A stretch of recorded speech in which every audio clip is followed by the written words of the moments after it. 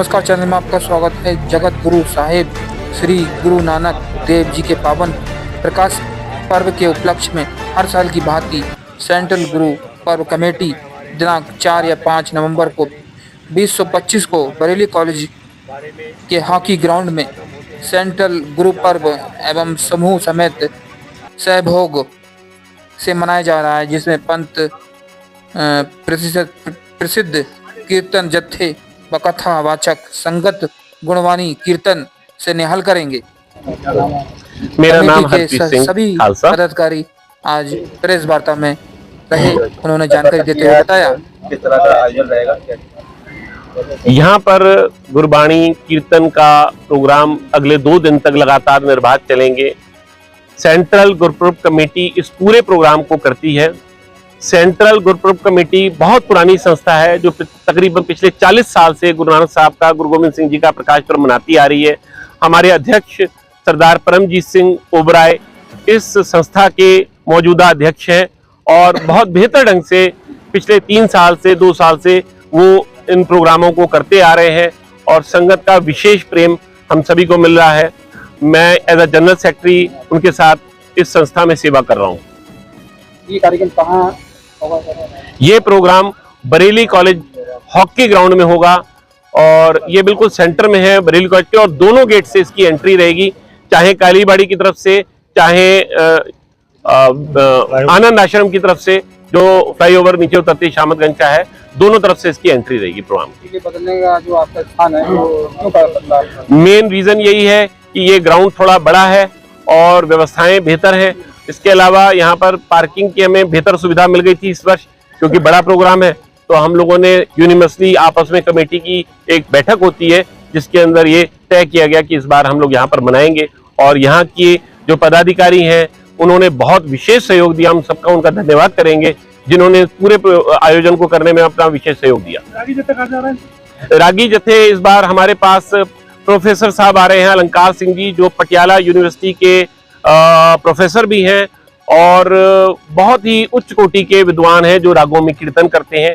इसके अलावा हेड ग्रंथी साहब जो हमारे दरबार साहब मंजी साहब से कथा करते हैं, हरिंदर सिंह जी, वो भी हमारे पास पहुंच रहे हैं। SGPC से एक बहुत ही बढ़िया जत्था हमारे पास आ रहा है जो कीर्तन में निपुण है और रागों में गुरु नानक साहब की वाणी को हम सबको सुनाएगा। कार्यक्रम शुरू होगा? ये प्रोग्राम हमारे पास कल शाम को 4 बजे चालू हो जाएंगे, शाम को 6:30 बजे चालू हो जाएंगे और तकरीबन रात को 10:30-11 बजे तक ये प्रोग्राम यहाँ पर सुचारू रहेंगे। परसों 5 तारीख को सवेरे 8 बजे महाराज का प्रकाश यहाँ पर होगा। गुरु ग्रंथ साहब जी का सवारी साहब आएगी। संगत बड़े प्रेम से, बड़े उत्साह से लेकर आएगी यहाँ पर गुरु साहब की सवारी।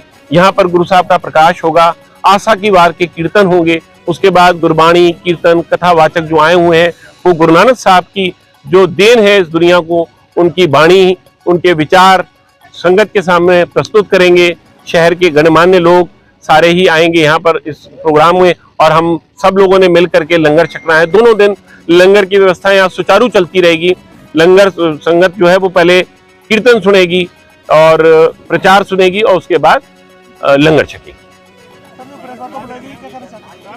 आज सिखों के, सिख धर्म के जो संस्थापक हैं श्री गुरु नानक देव जी, जो सिखों के पहले गुरु हैं, उनका प्रकाश पर्व है।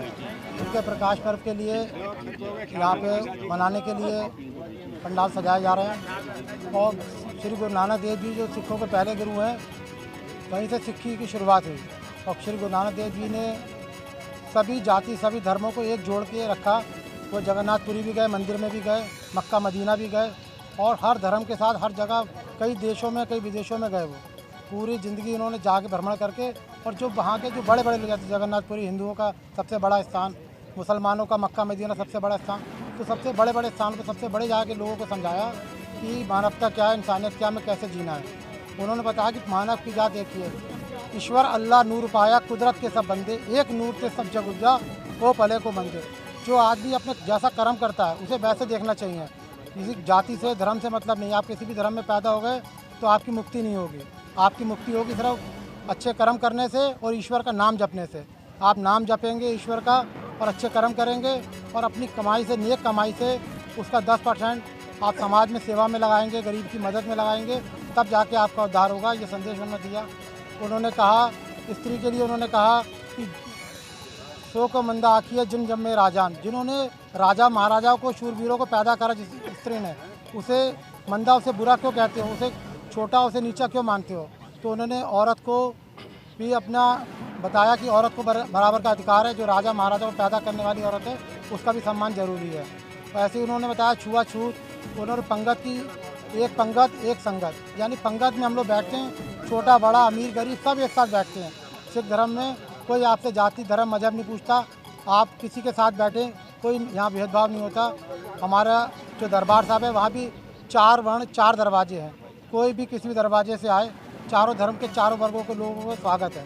तो हमारा सिख धर्म ऐसा है कि वो किसी एक के लिए नहीं। गुरु नानक देव जी कहते गुरु नानक आया कल तारण आया, कलयुग को तारने के लिए गुरु नानक देव जी आए। उन्होंने, कोई आता है, कोई अपने परिवार को तार के ले जाता है, कोई अपने कौम को तार देता है, कोई अपने देश का नाम रोशन करता है, लेकिन उन्होंने पूरे कलयुग को तारने के लिए गुरु नानक आप स्वयं परमात्मा अपने आप धरती पे आए, उन्होंने पूरी धरती को तारने के लिए अवतार लिया धरती पे। और गुरु नानक देव जी ने ऐसी हमें कुर्बानी दी, ऐसा संदेश दिया कि आज उनसे लाखों करोड़ों लोग उन्हीं की वाणी सुन के, उनके विचारों से चल के अपना जीवन सफल कर रहे हैं और जुगों जुगों तक सफल करते रहेंगे। सभी का धन्यवाद।